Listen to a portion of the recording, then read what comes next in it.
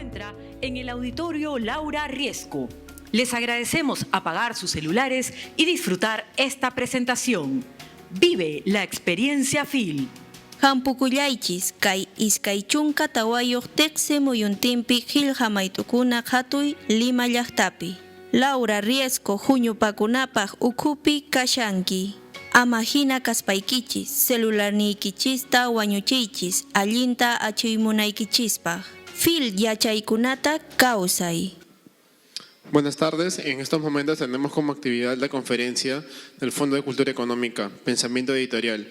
Participan Gustavo Rodríguez Elizarrarás y Carlos Ábalos. La actividad está organizada por el Fondo de Cultura Económica del Perú. Fuertes aplausos, por favor.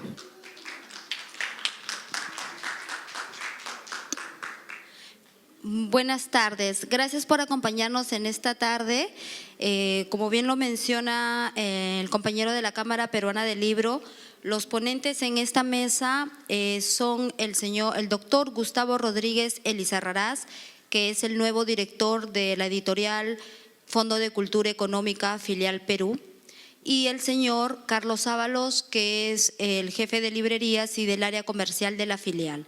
El Fondo de Cultura Económica es una editorial del Estado mexicano y damos la bienvenida a los ponentes. Gracias.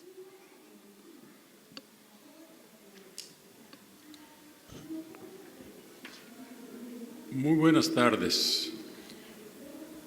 Hoy nos toca hacer la presentación de una casa editorial sui generis.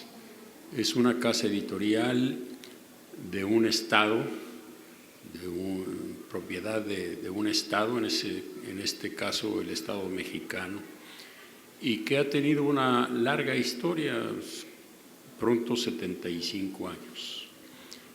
Pero realmente poco se conoce o pocos conocen el cómo logró llegar al día de hoy en la posición y en la fuerza que tiene, y sobre todo cuáles fueron sus antecedentes y sus vicisitudes para lograr consolidarse como definitivamente la casa editora más importante de la América Latina.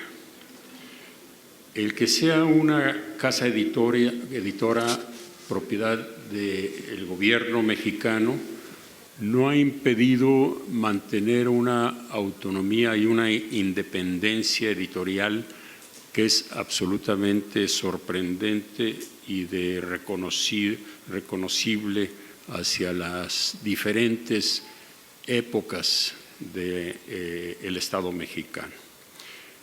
Pero vamos a hacer un análisis, un recuento hacia la historia del propio fondo. El Fondo de Cultura Económica tiene sus primeros inicios, sus primeras ideas derivadas de la inquietud de un joven de los años 20 del siglo pasado que siempre tenía como idea en la cabeza que la América Latina tenía que tener una mayor integración. Hasta el día de hoy sigue siendo uno de nuestros objetivos, entre muchos de los que pensamos que América Latina tiene que lograr lo que en Europa ya se ha logrado. En este sentido, Daniel Cosío Villegas, que es a quien me refiero,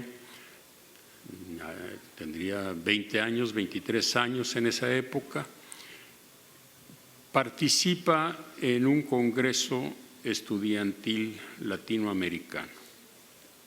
Congreso estudiantil que es auspiciado por uno de los grandes pensadores mexicanos de la época y que en ese entonces era secretario de Educación, José Vasconcelos. Pero también fue auspiciado por quien era el embajador de México en Argentina, don Alfonso Reyes, otro gran literato mexicano, historiador, poeta, y que dentro de los jóvenes que participaban y que fue muy receptivo a la idea, se encontraba otra gente valiosísima para los libros, que era Arnaldo Orfila Reynal. En este sentido, evidentemente que había una conjunción de inquietudes en estos jóvenes, y un común denominador era la influencia intelectual que era determinante en los jóvenes de la época, que fue la obra de José Ortega y Gasset, en su obra El tema de nuestro tiempo, publicado en 1923. En este marco, entre los resultados del Congreso estuvo la voluntad absoluta de integrar a los pueblos en una comunidad universal. Y seguramente este fue el principio o la primera semilla de lo que puede decirse ahora es el Fondo de Cultura Económica, semilla que evidentemente tuvo que ser cultivada, y quien la cultivó fue precisamente don Daniel Cosío Villegas, que fue el primer director del Fondo de Cultura, evidentemente. Es indiscutible que en los estudiantes de esa época tuvieron gran influencia, esto es sabido, obras como Las horas de lucha de González Prada, publicada en 1908, Nuestra América de Waldo Frank en 1919, Destino de un continente de Manuel Ugarte, publicado en 23, La raza cósmica de José Vasconcelos, de 1925, 6 ensayos en busca de nuestra expresión de Pedro Enríquez Ureña, en 1928, y también y muy particularmente 7 ensayos de la interpretación de la realidad peruana de José Carlos Mariátegui, publicada en 1928. En todos ellos, el común denominador era ya la amenaza de ese concepto de imperialismo americano. Alfonso Reyes, gran intelectual mexicano, quien era, como dije yo, el embajador de México en Argentina, se reunía ya con jóvenes como Daniel Cosío Villegas y Arnaldo Orfila, Francisco Romero y muchos otros. Y esas conversaciones fueron seguramente las que crearon y alentaron a los jóvenes a fundar posteriormente el Fondo de Cultura Económica. Así, el nacimiento y la consolidación del Fondo de Cultura Económica nace bajo el precepto de la separación de la vida cultural y el hacer política. Eso es una de las cuestiones más importantes quizá y que se ha mantenido. Separar lo que es cultura de lo que es una actividad política. Pero también establece desde su origen como pilar fundamental de trabajo el rigor y la especialización. Esto es lo que realmente ha hecho del Fondo de Cultura, porque ha permanecido, ha sido su base fundamental de acción, el poder tener una exigencia absoluta, total, con un rigor editorial, pero también con una especialización. Y eso precisamente se refleja en las colecciones que fueron creciendo poco a poco en el tiempo. La primera colección fue sobre economía, que era la principal inquietud de esos jóvenes. En 1934 apareció el primer número de Trimestre Económico, precisamente a consecuencia de esa inquietud que tenía Daniel Cosío Villegas, particularmente en la economía. Cosío Villegas había estudiado en la London School of Economics y de ahí tomó el título, la idea del trimestre económico, puesto que es la misma de lo que era el Quarterly Economics de la London School of Economics, ¿sí? El proyecto era demasiado ambicioso para desarrollarlo sin apoyos y, para su fortuna, también coincidente, otro gran intelectual y político de la época que fue el rector de la universidad, don Manuel Gómez Morín, fue muy receptivo a la idea de la creación de un fondo editorial. Sus relaciones políticas facilitaron el puente para que algunos de los funcionarios de esa época, particularmente el director de egresos de la Secretaría de Hacienda, Marte R. Gómez, iniciara un aporte fundamental para poder crear el Fondo de Cultura Económica. Es así que en 1934, en septiembre, se firma el fideicomiso que dio personalidad jurídica al fondo, constituyéndose una junta de gobierno conformada por personalidades públicas de gran prestigio, incluidos evidentemente Cosío Villegas y Eduardo Villaseñor, que fue otro de los jóvenes creadores del fondo. Los primeros años fueron de permanente zozobra financiera, puesto que realmente no había un soporte económico fundamental. Sin embargo, para lograr sobreponer, se buscaron aportaciones, como decía don Daniel, de los ricachones, o sea, ya se acostumbraba el paso de charola, pero ahí con una razón muy importante y particular, que era la cultura.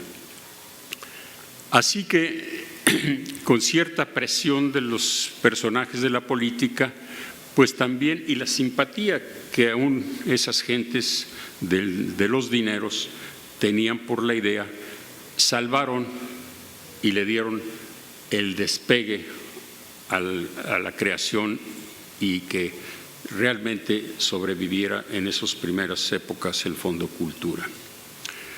Las actividades iniciales del fondo fueron más de comercialización que de edición, pues la misma carencia técnica y de infraestructura lo obligaba. Pues entre esos años se publicaron entre 1935 y 1937 solamente 2 libros. El primero de ellos fue El dólar de plata, de William Shake. Ese fue el primer libro editado por el fondo, fue una traducción de Salvador Novo, otro de los grandes poetas de México. Y el segundo fue Karl Marx, de Harold Lasky, un famoso historiador de la época. En 1937 se editaron 3 números y varios números del trimestre económico, que fue lo que dio el sustento permanente al fondo. Desde su constitución, don Daniel Cosío Villegas fue nombrado director del fondo, puesto que ocupó hasta 1948, o sea, de 34 a 1948.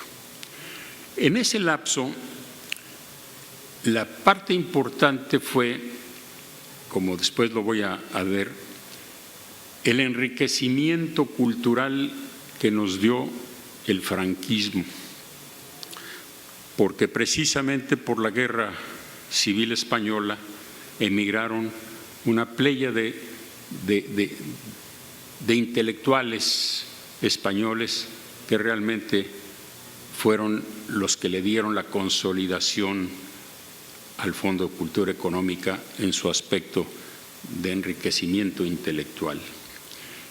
Esto no viene solo, o sea, eso ya se había venido trabajando por el propio Daniel Cosío Villegas, puesto que él había hecho intentos de hacer una asociación con editoriales españolas. Estas editoriales españolas les había llevado un programa editorial y curiosamente quien se opuso a que se hiciera esta asociación, por decirlo así, fue Ortega y Gasset, para fortuna posterior de los logros alcanzados por el Fondo de Cultura Económica. Posteriormente, la Junta Directiva nombra para suceder a Daniel Cosío Villegas en 1948, a quien era ya el director de la primer filial del Fondo de Cultura Económica en América Latina, en Buenos Aires, Arnaldo Orfila Reynal.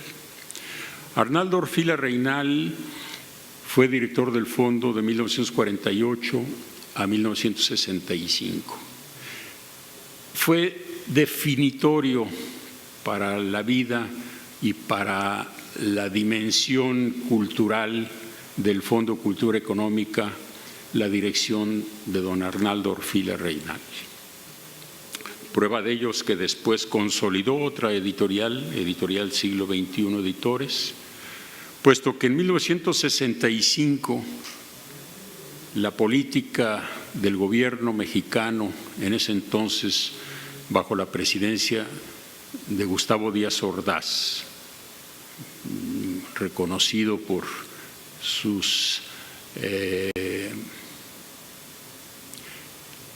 hechos terribles y sangrientos del 2 de octubre de 1968.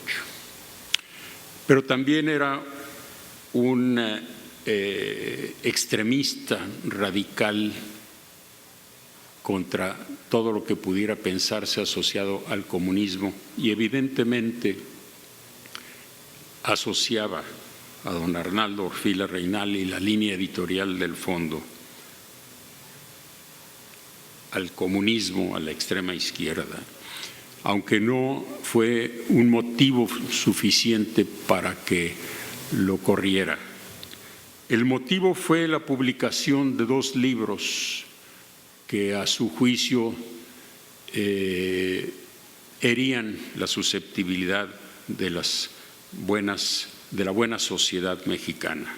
Estos libros fueron Los hijos de Sánchez, que fue publicado en 1962-63 y cuyo autor es Oscar Lewis, y Escucha Yankee, de César Wright Mills. Estos 2 libros, uno, como decía yo, que hería las buenas costumbres, por decir así, de los mexicanos, al mostrar el México pobre, el México de los jodidos, como decían, y el otro que fue un reclamo velado por parte de los Estados Unidos, puesto que era un señalamiento absoluto y total y directo a esa influencia imperialista de los Estados Unidos. Evidentemente la historia del Fondo está ligada a estos 2 personajes, puesto que fueron ellos quienes con entrega y valía profesional lograron la consolidación del Fondo de Cultura Económica como la editorial insignia del desarrollo intelectual de nuestra América Latina. ¿Quiénes no nos formamos leyendo alguna obra del Fondo de Cultura Económica? Yo creo que quienes hayan pasado por una universidad latinoamericana forzosamente abrieron alguna vez un libro editado por el Fondo de Cultura Económica y fue base en muchos aspectos de su propia educación y formación, puesto que el Fondo de Cultura Económica, si bien poco a poco empezó a crecer en cuanto a las colecciones, puesto que para los años 40 tenía solamente 5 colecciones, hoy tenemos 16 colecciones ya dadas, ya en términos que cubren desde la filosofía, la literatura, el arte, la antropología, la economía, las ciencias. Otra colección que se llama Los Breviarios, que fue una idea extraordinaria de hacer accesible, porque esa es otra de las partes fundamentales del fondo, hacer accesible los grandes autores al pueblo, a la gente.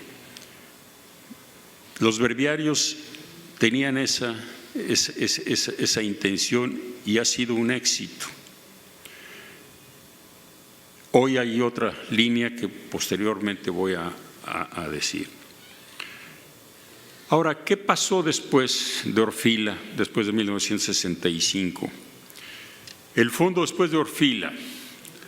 La salida de doctor Orfila como director del fondo nos hizo recordar que era una institución pública, o sea, que la mano de los gobiernos estaba ahí y que como tal sus directivos eran funcionarios públicos sujetos al ojo crítico de algunos políticos contrarios a la línea editorial del fondo. Para fortuna, desde el periodo presidencial de Echeverría, otro personaje de la política mexicana muy controvertido, puesto que muchos lo asociamos precisamente como responsable directo de los hechos del 2 de octubre, se ha mantenido en el fondo una libertad editorial a pesar del hecho indiscutible que los directores responden a ciertas características ideológicas del gobierno en el poder. Esto lo vemos por todos los cambios. Después de haber sido de 1934 a 1965 solo 2 directores, de 1965 a la fecha ha habido 13. Entonces, ven cómo realmente está asociado a los nombramientos de cada periodo presidencial y muchas veces varios de ellos. El reflejo positivo es que desde 1965 y que han pasado 13 directores, esto incluido ya nuestro actual director Paco Ignacio Taibo, la producción editorial del fondo no ha menguado en calidad ni en la variedad de temas y autores y siguen enriqueciéndose las bibliotecas públicas y privadas de nuestros países latinoamericanos y también de España. Hoy el Fondo de Cultura Económica cuenta con 7 filiales en América Latina, una en Estados Unidos, una en España y está abriéndose una en La Habana, Cuba, se está abriendo otra en La Paz, Bolivia.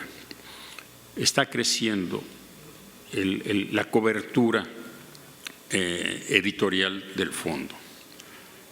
El Fondo de Cultura Económica es hoy el fruto del esfuerzo y trabajo de cientos de gentes apasionadas por la labor editorial y la cultura, sobresaliendo evidentemente esa pléyade de intelectuales españoles que, como decía yo, gracias al franquismo nos enriqueció en México y particularmente en el fondo, pero también es cierto que el fondo ha sobrevivido y crecido gracias a los miles de lectores en América Latina y en el mundo hispanohablante que han abrevado de las publicaciones del fondo durante estos casi 75 años de vida. La universalidad latinoamericana del fondo se inició con la instalación de la primera filial en Buenos Aires en 1945, seguida de Santiago en 1954 y Lima en 1961. O sea, aquí Carlos Ábalos, quien me acompaña, va a presentar esta historia, esta breve historia de la filial de Lima, puesto que desde 1961 ha estado presente el fondo en el Perú y seguimos aquí y con mi presencia y por las instrucciones del propio Paco Ignacio Taibo, nuestro director, queremos consolidarla y queremos que se amplíe y que cubra más espacio geográfico en el país. El catálogo de fondo es de casi 11,000 títulos, o sea, el catálogo histórico. No hay editorial en el mundo que pueda decir esto. Actualmente son casi 5,000 los títulos todavía en circulación, que siguen todavía publicándose y se están incrementando nuevos títulos en la política editorial que está implantando nuestro nuevo director. Las colecciones del catálogo son más de 100, entre las que podemos destacar las publicaciones infantiles y juveniles de las colecciones A las orillas del viento y A través del espejo, que debo de subrayar. Las ediciones infantiles y juveniles es uno de los principales inquietudes y objetivos del Fondo de Cultura Económica, puesto estamos ciertos que son los niños y los jóvenes quienes serán los futuros lectores de nuestros propios libros ya de ciencias, de sociología, de filosofía, etcétera. Así es de que es una labor fundamental del Fondo de Cultura Económica incentivar a los jóvenes, a los niños, a empezar a leer.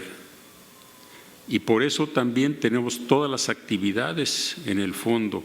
Aquí en el Perú particularmente, talleres infantiles, que además coordina y dirige nuestra colega Ángela Núñez, y que realmente es una de las actividades más enriquecedoras y más que nos llena más de satisfacción. Otros de los catálogos, dentro de los catálogos que tenemos en administración pública, en antropología, en artes, los breviarios que decía yo, ciencia y tecnología, comunicación, economía, educación, pedagogía, filosofía, historia, letras, poesía, política y derecho, y muchos temas más, además de sus propias publicaciones periódicas como el Trimestre Económico, que desde 1935 para efectos prácticos sigue publicándose y sigue siendo un referente de mucha importancia para quienes estamos interesados en todo el proceso económico de nuestros países. Ahora voy a dejarle la palabra a nuestro colega Carlos Ábalos para que nos hable de la filial de Perú, como decía yo, fundada en 1961, o sea, cumple ya 50 y muchos años, y sigue viva y sigue activa y esperamos que crezca y se consolide más. Así es de que, Carlos, por favor.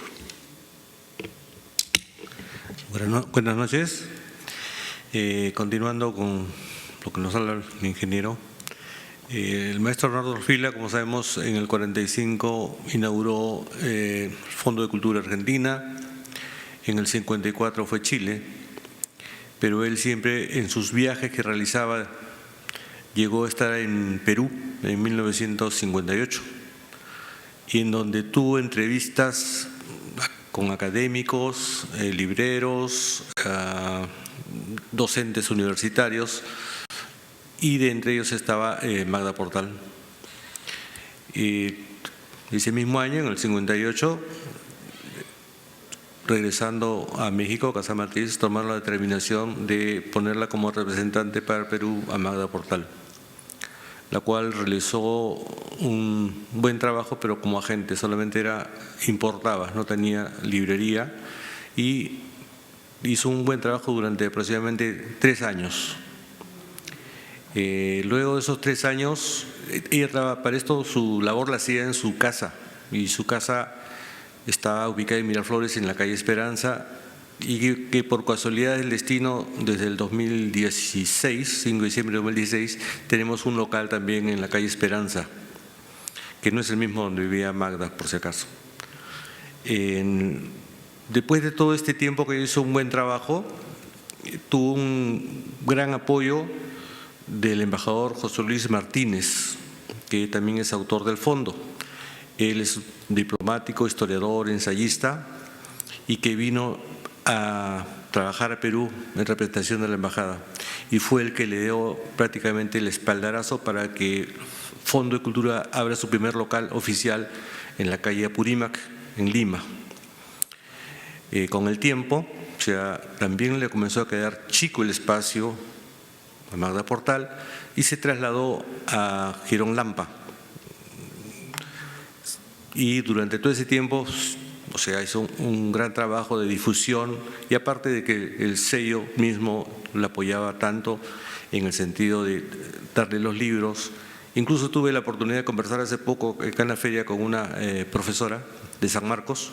Me tocó justamente el tema de Magda Portal, y ella fue la que me orientó y me dijo: no, Magda Portal a nosotros nos vendía los libros, nos traía los libros, y ahora casi la mayoría de profesores de San Marcos éramos los que le compramos libros a ella. Después de todo esto, como nos dijo acá el director, cambio de gobierno, vienen cambios, y entró en su labor Blanca Varela en el 74, si no me equivoco, y comenzó la difusión también del Fondo de Cultura con ese apoyo, trasladándose desde la calle Lampas a la Pasaje de los Pinos en Miraflores. En Pasaje de los Pinos siguió, el espacio era muy pequeño y se tuvo que trasladar a nuestro actual local emblemático, que es en Berlín 238 Miraflores. En sí la labor de Blanca fue grande y estuvo hasta 1997. El Fondo de Cultura destaca más que todo por estar siempre en la formación intelectual peruana, y que se ha renovado bastante en el sentido de en la colección infantil juvenil, que es la formación de lectores, que es prácticamente la otra etapa con la que se debe seguir. En el programa editorial de la filial, a la fecha cuenta con muchos autores nacionales, por lo que estamos contentos y orgullosos de haber colaborado en la difusión de literatura, comunicación, arte, ensayo, ciencia, filosofía, de grandes escritores peruanos, en algunos casos, y en otros apoyando la visibilidad internacional de escritores de gran calidad, los cuales no necesariamente son de la capital. Destacamos más que todo, en el fondo, desde nuestra casa matriz, nuestros valores, que es igualdad, generosidad, respeto, justicia, imparcialidad y honradez. La importancia para el Fondo de Cultura Económica es formar lectores, y esto se logra en la promoción oportuna y en el lugar adecuado, y los precios accesibles para todos. Quisiera también agregar algo que es parte de la innovación del fondo. Todos sabemos libros de poesía, pero el fondo, esto fue una publicación del 2018, en donde viene poesía con 5 ilustradores mexicanos, en donde ya todavía en Perú no tenemos esto, pero por ejemplo acá ya Fondo ya lo está haciendo. O sea, es una innovación, y es una constante innovación que siempre se viene con el proyecto que tenemos ahora con los libros de Vientos del Pueblo. Muchas gracias, Carlos. Yo quiero complementar a lo dicho por Carlos Ábalos respecto a la filial de Perú, que una de las preocupaciones cumplidas que tenemos en el Fondo de Cultura Económica a través de la filial de Perú es el que se conozcan autores peruanos valiosos como lo son, y que no necesariamente encuentran facilidad para editar sus obras. Tenemos no sé cuántos, no sé, Carlos, ayúdame a decir cuántos autores peruanos se han publicado ya en la editorial aquí, pero hay una novedad que quiero señalar. La nueva política del Fondo de Cultura Económica del director Paco Ignacio Taibo es universalizar los autores de las filiales o de los países donde están las filiales, que podamos nosotros mandarlos al centro, al México, para que sean editados y distribuidos ya en mayor amplitud. O sea, tener mayor difusión a lo que hasta el día de hoy era, vamos a llamarle, local. Caso particular, puedo mencionar el libro de Efraín Cristal, Política y novela de Mario Vargas Llosa, que es quizá una de las obras de análisis y de descripción de esa evolución narrativa del Premio Nobel peruano, y que es muy probable que podamos nosotros buscar que tenga ahora una difusión mayor si es que se logra la edición desde México. Es un ejemplo de los cuales puede haber otros. Entonces, ese es quizá lo más importante. Pero yo lo dejaría ahí por si hay alguno de ustedes que quisiera hacer alguna pregunta más precisa y que estuviéramos en posición de contestar.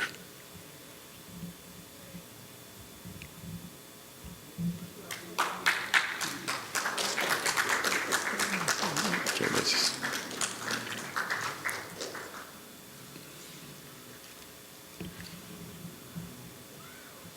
Sí. Muchas gracias por este recorrido histórico de la vida del Fondo de Cultura Económica.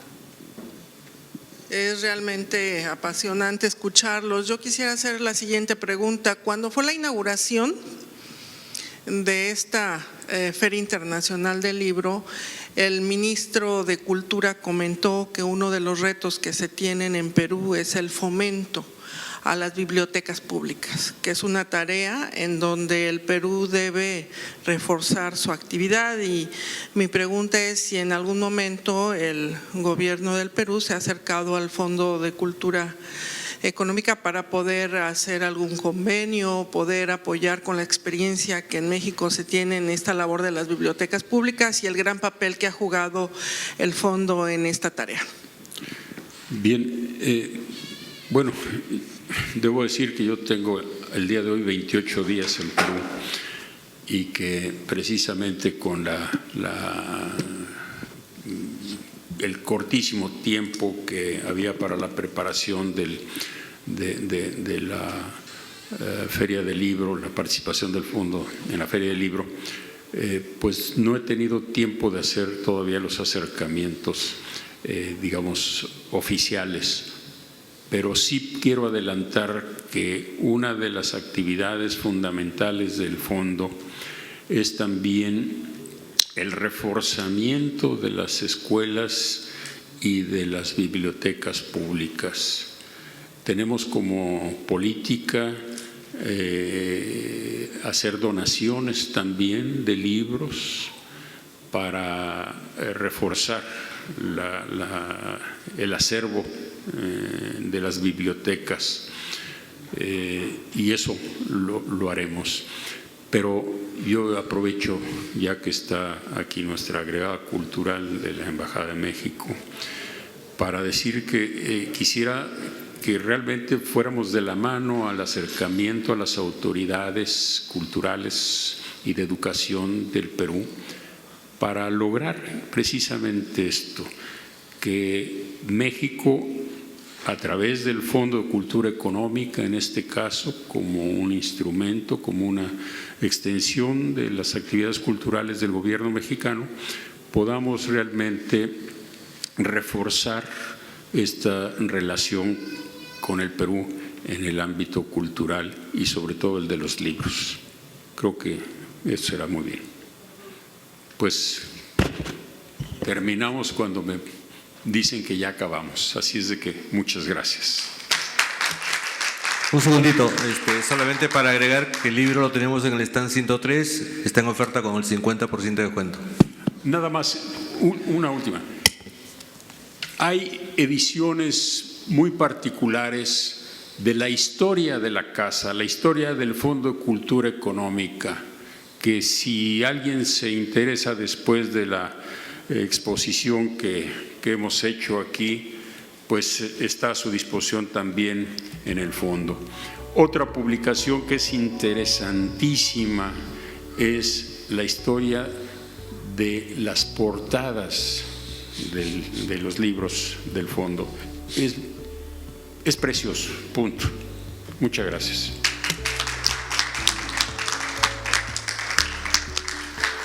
La Cámara Peruana del Libro les agradece su presencia a los asistentes y también a las personas en mesa. Muchísimas gracias.